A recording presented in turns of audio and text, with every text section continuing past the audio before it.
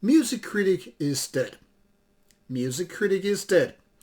That's what I was pretty much told today by a colleague of mine when we had this discussion about reviews, how analytic they should be, how much criticism there should be, what they actually should be. And the point of my colleague was basically saying since streaming services came, there was no point in music reviews anyway, at least in metal. Now, let that sink in for a bit. Now, obviously, there are as many ways to view reviews, criticism, critique, as there are people. For some, reviews are utterly meaningless. They have no point, no value, no need for them. Simply put, there is no need to do that. You might be a label person, a band member, or just a regular music fan. You might say, there is no point in reviews. I mean, why bother? You can just listen to the music. That's kind of a fair point, but it's kind of a short-sighted. Now then there are people who just absolutely love reviews. Why so? I don't know, even to a level of, having listened to some album and you still want to read or hear somebody else's opinion about it. Sometimes it makes total sense. I mean, you either want to validate your own opinion, what do you think about this and that, or you're just curious, maybe in order to learn what these other people think. Say you're a big black metal fan and you are reading this black metal article. Does it tell you actually more about you or the band or maybe the writer? Maybe you are so keen to learn how this review person is, like does he or she understand anything at all about the music which is so important to you? Or is it because you kind of want to find a way to learn about new music? Like, hey, if you can trust 10 reviews by this person, maybe you can trust him or her in the future as well. So that could be seen as a tool. Or maybe it's something that you talk over a beer or cup of coffee. Why so? I really don't know, but that's how it goes. And then there are lots of people who go between these two extremities. Just to find about new music, not so much caring to read or listen to or whatever about new music, but just to get a little bit of hints and tips here and there, like, hey, I've been looking for some new death metal albums. Maybe I should take a look at this fine new magazine, or maybe open that podcast, YouTube channel, or website for reviews. So many ways to check out reviews. So is the criticism for music then dead and meaningless? Well, yes and no. Yes, in the sense that when there are people who don't find your average review worth reading or listening to or watching them, God forbid, well, in that case, I guess that's pretty much of it. For example, in this case, this colleague of mine, well, he writes about music. That is his day job. So he's a music journalist professional, which I, then again, am not. I'm just a hobbyist. I'm just a guy who listens thousands of albums throughout the year, but I don't make my money. I don't make my living out of it. So I'm just, one of those music fans who just love to talk about music because I'm listening to it constantly. During workouts, when driving my car, when doing my day job, and, pretty much whenever I can. Well, I don't listen to music when I sleep or, play a game or watch a movie. Then I want to focus on that audio. But pretty much, I might do some stuff like work outside. Maybe I'm expanding my garden. I put some headphones on and listen to the music. And so forth. So I'm a music fanatic. I'm a music junkie. So I'm not a pro anyway. But this person is. And in that respect, we are on a different level. We operate in different ways. And by no means I'm, trying to play some patronizing cards here or anything like that. I'm merely saying maybe he has some understanding I don't.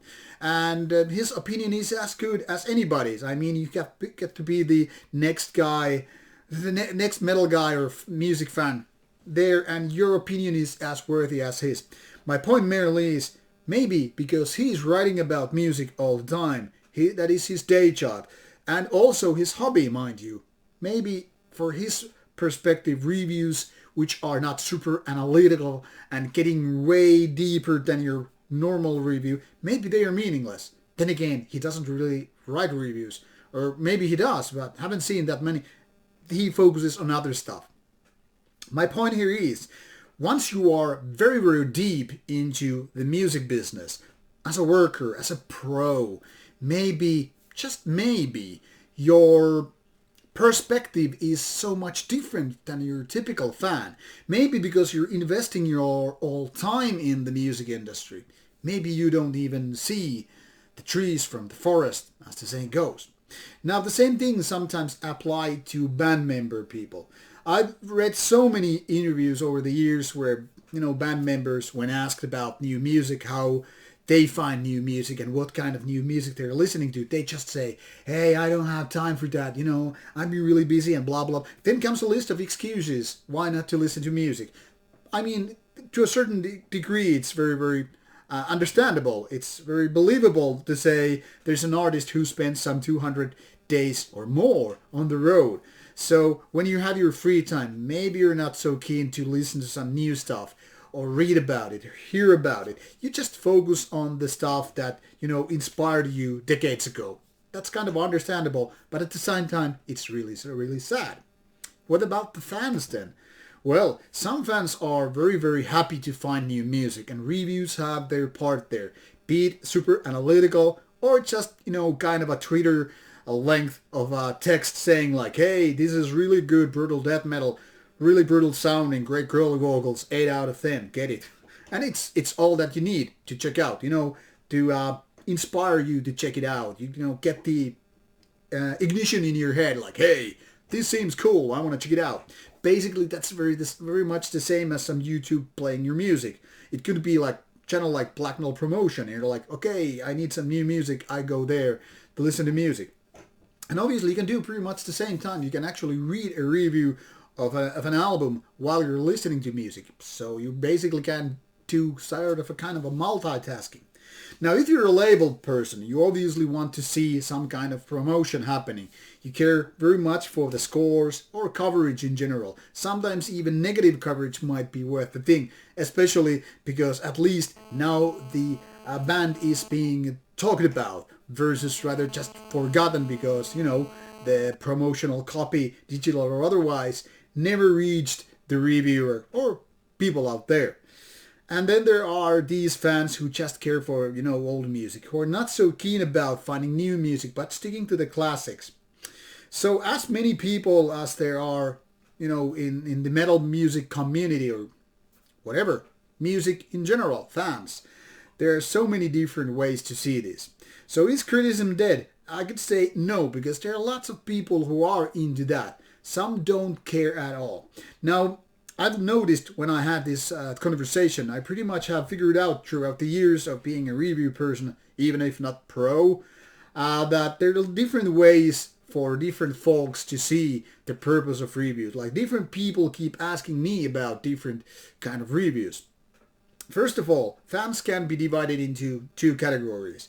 There are people who don't make so much requests. They just hope to find something worthwhile, like talking about new albums, usually about their preferred genre. So example, if you're a black metal fan, obviously you're keen about new black metal reviews, not so much about the other stuff. Now, then there are lots of people requesting me to review old stuff, like classic albums, like, hey, this and that got out like 30 years ago, which I kind of understand, because once again, maybe you want to just validate your opinion, but maybe there is something else that I don't understand. Why do these people want to get an album reviewed which they have already owned maybe 10, 20, 30 years or so? So I don't always understand it, but I kind of get the appeal. Maybe people are more interested to hear what a review person says about Burzum's debut album than say some unknown band which isn't even known to this person. I mean, why bother with new bands when you can just focus on the old stuff? But why to get this review? I don't know. Now, a lot of bands seem to thank at least me when I get the feedback from the bands that, when a album has been, kind of dissected into pieces and done some analytical thoughts. I'm not saying I'm the deepest of reviews here. I mean, far from it. And there is this magical thing called balance. Now, if I do, say, 10 minutes, 15 minutes take of a release, people are saying it's way too lengthy. Who has the time to watch or listen to this kind of blather? I mean, just get to the fucking point and say, hey, this is a real good death metal album. It's surely a classic. Buy it. And then there are people who are like, I want to get deeper. I want you to talk about the cover art, to talk about the lyrics, even mention those photos. What about the band logo? What is the meaning of all this? Is there life in space? What's the meaning of life? Well, maybe not that far, but you get the idea. And sometimes these bands really like when you just take these details out of the album. Maybe you're just listening to a guitar solo. Maybe you're actually paying attention what the drummer does when it's not just, going blast beat all the way through. And sometimes, bands don't care whether or not it's out there to be promoted. They don't simply care, which I then again understand. When labels don't care, that's a little bit more mystic. But I've even heard this kind of a statement from a label, well, I guess a few labels actually, who say, who needs promotion when you can sell your albums anyway? My question always is, so what if you could sell 750 copies instead of 500? What if you get to sell 2,000 copies instead of 1,000 copies? I mean, there is promotion for reason. There reason why big companies spend more money on marketing and PR than product development. But then again, there are lots of labels who don't care about quality. As long as you can just push the next album out, it's all cool. Maybe release something every week if can. It doesn't matter how good the music is. Just feed to the audience that you're ready to take it. And it's a plus if people are talking about that, where that promotion comes into play. But once again, the point here is there is as many ways to react to criticism as there are different kind of people. So by no means I am defending my territory here. I mean, like, if people suddenly stop watching my reviews, maybe I just stop doing them. But then again, it's a curious thing. Fans say one thing, maybe we don't care so much about your reviews, bald guy. And then the labels say, please, can you review these albums? We need to push them out. We need people to find about them. People need to know about them. So can you please review them as soon as possible? And same goes for the bands. Sometimes bands send me like 3 years ago release an album just because, I don't know, maybe they have too many copies laying around in their warehouse or rehearsal room. Or maybe they just want to show that, hey, our album is worth buying. Maybe you too could talk about it so we could get new fans. We could get more gigs and tours and whatever. So it's a very complex thing where it is a very simple thing at the same time. To say this bold statement, criticism is dead because their streaming service is, in my opinion, not only very short-sighted and kind of stupid, but it also has a little bit of a point. But once again, in my opinion, there's so many reasons, so many ways to justify criticism. And like I said, I'm not saying so much to defend my own territory or my friends, colleagues who are also doing reviews, but to kind of point it out that it's not that, black and white thing. Like, it is or it isn't. There are so many ways to see this and think about it.